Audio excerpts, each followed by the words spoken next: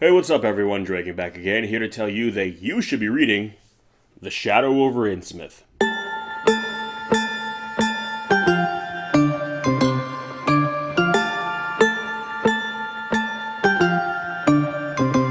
So, The Shadow over Innsmouth is a 1931 horror novella written by H.P. Lovecraft. If you've been following this channel, you'll know that I myself am no stranger to Lovecraft's writing, having talked about a couple of his books or novellas, short stories, already on this channel, particularly on this show, doing the recommendations.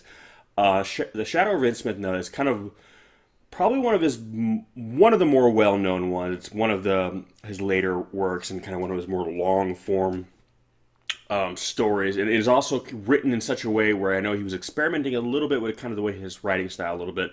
And out of all of his stories, this probably is one of the ones that when you read it, it feels more like a traditional novel in the sense and the way it's kind of written, the prose, and just kind of how the flow of it. I mean, it still very much has that Lovecraft style, both in terms of just the way it's written and also the subject matter.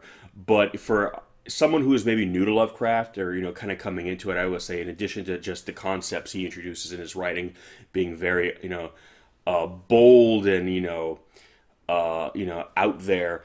The way he writes too is kind of different. So if you're not used to that kind of writing style, it might be a little jarring at first when you come across it. So for that reason, this is one of the stories I always kind of recommend people read first because it's a nice little transition from probably what a lot of people consider kind of the normal, writing style for like writing fiction, it going into like Lovecraft style. So if you're a fan of Lovecraft, obviously you're probably very familiar with the story and you understand it feels very much like Lovecraft, but compared to some of his other works, I think it's a lot more approachable by kind of the outsider, if you will, in terms of just the way it's written. But anyway, the story basically follows a young student who is taking kind of a New England tour, so to speak, and he comes across or hears about this ruined town in Massachusetts named Innsmouth.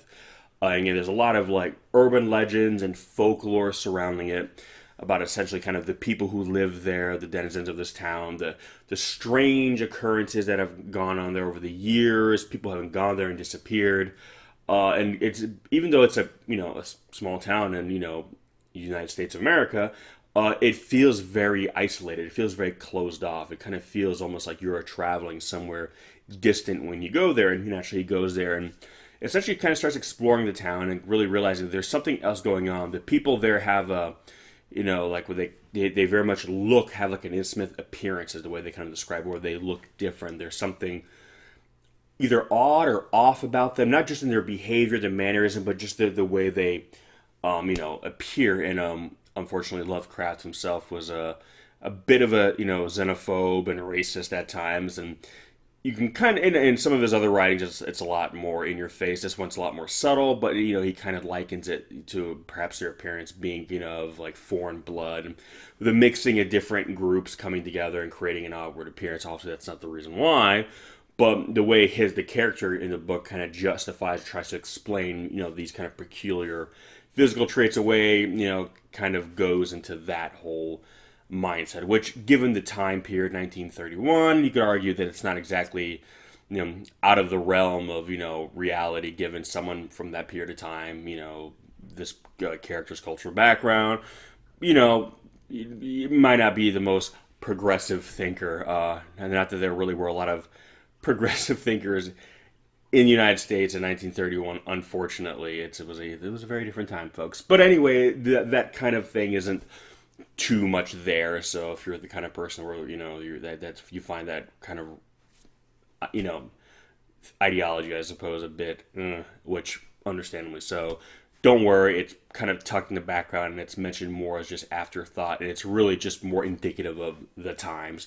But going beyond that, the story really deals with and I'm not going to spoil anything because again, there is the ending, or really the progression to the ending, is a very interesting metaphor for metamorphosis, which both literal as well as metaphorical, and I think that's part of the fun of this story. So I'm going to leave that up for you guys to read and enjoy for yourselves. But the other big takeaway I came away from the story was always that it's really about perception. It's about how something looks to us from the outside versus the inside. There are so many things and groups in our world where from the outside we deem them as strange or foreign or alien. Um, and it's very easy then to just kind of ostracize them, almost to treat them like lepers in a sense, where we can make that very clear divide in the sand between us and them. They are the other, they are strange, they are not normal, they are not natural. Everything they do is not part of the status quo, therefore they must be separated, segregated, and viewed as, inferior or less than or dangerous to some degree. And when you kind of cross that picket line, so to speak, and you go there and you realize that while sure their ways may be alien and strange and foreign to us, when you're in their world, when you're in their community, when you're kind of in their sphere of reality, it's normal for them. And then you realize that you look back where you came from, and the outside now looks strange from their perspective. The way the world appears on the outside is the foreign world, is the alien world, is the world that is perhaps wrong in a way, and that they are the way they are because there is something to them that is more worthwhile, more worth living for than A, what we can see from the outside, and B, from what they see from their point of view. They look at the outside world and they perhaps see something lacking or missing, that's something that they have found in this community, something that drives them to live and conduct themselves the way that they do. And that was kind of the big takeaway from the story. Obviously, there's something a lot more kind of malevolent going on. There's much more of a, the classic sci-fi horror that Lovecraft had become famous for going on. One of the, off-screen characters in this, I should say off-page characters in this story is, Dagon, which if you guys are familiar with, Lovecraft's mythology and pantheons of the great old ones and the gods, you'll know that, okay, Dagon also being, a servant of Cthulhu himself, perhaps Lovecraft's most, popular and famous and infamous, creation. And yes, that is very much a part of the story, although it's kind of just, weaved into the fabric of the background. But in the foreground, again, it tells a very interesting story about our perceptions of things and how those perceptions can change depending on, again, what side of the line we're standing on. It's very easy to point a finger and judge someone when you're on the outside looking in, when you see them from afar. And if right off the bat things don't look identical to you, you deem it as somehow wrong because you look, act, the way you do and think the way you do because for you that feels correct. Therefore, if someone is behaving in a way that is not indicative of that, then they must not be correct. They must be different than you, and therefore if they're different, they must be wrong, they must be bad, and so on and so forth. But when you go to their side of things and you see how they live, and more importantly, why they live that way, you come to realize that we are all kind of products of our environment, and we are all kind of products of the situations and the events and the circumstances that were, birthed from that environment, and therefore we are really just products of it. And then if that environment had been different, we ourselves would have been different, and that there really isn't necessarily a right or wrong way necessarily, to some degree, sure, but ultimately it's what works best for us. It's what we are looking for out of life, what we are looking to obtain and achieve from life, and then kind of going with the manner of living that best suits that, essentially. So the people of Innsmouth are essentially looking for something else, something different. They are trying to achieve a different goal out of life than, the rest of us. And therefore, the way we live would not be conducive to them. It would not fulfill that need, that desire, that yearning that they have. They need to seek it out a different way. And based on what's going on in this town, the history of this town, and how things got to be the way they are in this town, is essentially giving them the life they want, and more importantly, helping them achieve a goal that they could only achieve by living life in this manner, in this capacity, in this place. So that's pretty much the story in a nutshell. Again, there's more going on than just that. It's more than just a story about, social, ideological, notions of, perception and all that. That's just kind of the skimming on the surface, the stuff that I can talk about that doesn't give away, the really good stuff. But it is an interesting takeaway, and it's maybe a takeaway that I feel that people don't necessarily notice necessarily when they read this one, just because, again, being one of Lovecraft's more, I would say, well known works. It um, it basically is, I think it's a lot of just more of the flair of it that it comes known, and especially how it lends into the Cthulhu mythology. But on its own, I think it tells a very interesting story, and it tells a much more, I think, human story than some of Lovecraft's other writing. And the irony is, Lovecraft was always very much a pessimist, and always basically painted a very bleak picture of humanity, which admittedly I enjoy. But for a man who kind of made a career out of creating this bleak image of just the universe, reality, and our place in it, or lack thereof, really, this was a surprisingly human story, and in which one where we forces you to really look at yourself and asks you, why do you believe what you believe?